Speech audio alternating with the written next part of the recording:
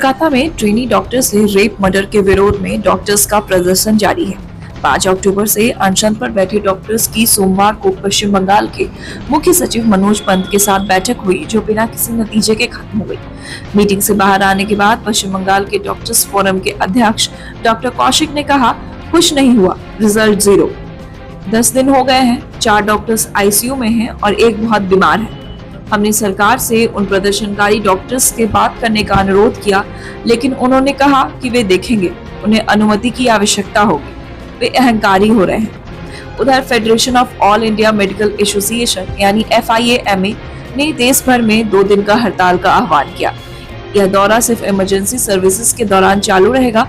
वहीं IMA ने कहा कि कल देश भर में डॉक्टर सुबह 6 बजे से शाम 6 बजे तक का अनशन करेंगे। आरजीकर मेडिकल अस्पताल में 8 अगस्त की रात ट्रेन डॉक्टर का रेप और मर्डर किया गया था, जिसके बाद 9 अगस्त को विक्टिम की बॉडी मिली थी। इसे लेकर डॉक्टर्स ने 42 दिन तक प्रदर्शन किया। मांगे नहीं माने जाने पर डॉक्टर्स ने भूख हड़ताल शुरू की, जिसका आज 10वां दिन है।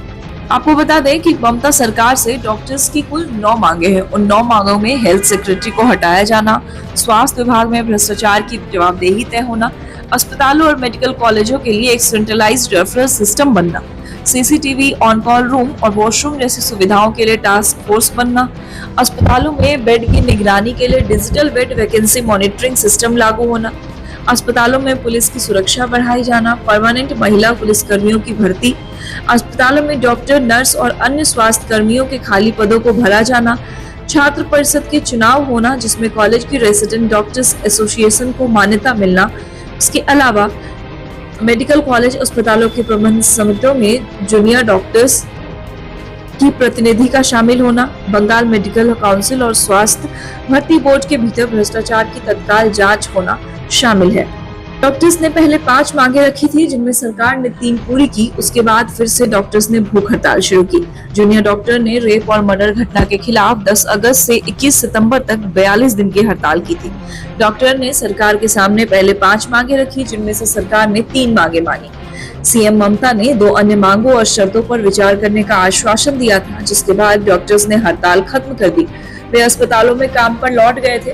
27 सितंबर को सागौर दत्ता हॉस्पिटल में 3 डॉक्टर्स और 3 नर्सों की पिटाई का मामला सामने आया, जिससे नाराज होकर डॉक्टरों ने 1 अक्टूबर को फिर से हड़ताल शुरू कर दी।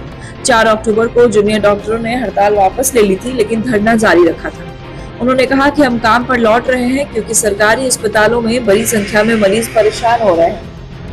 हालांकि उन्होंने राज्य सरकार को 24 घंटे का अल्टीमेटम दिया था, जिसके बाद उन्होंने अनशन शुरू किया। आजगर मेडिकल अस्पताल के 106 डॉक्टर्स और फैकल्टी ने इस्तीफा दिया था। 9 अक्टूबर को जलपाईगुड़ी मेडिकल कॉलेज और अस्पताल के 19, सिलीगुड़ी के नॉर्थ बंगाल मेडिकल कॉलेज और अस्पताल के 22, कलकत्ता नेशनल मेडिकल कॉलेज और अस्पताल के 35 और कोलकाता के मेडिकल कॉलेज और अस्पताल के करीब 70 डॉक्टर्स इस्तीफा दे चुके हैं।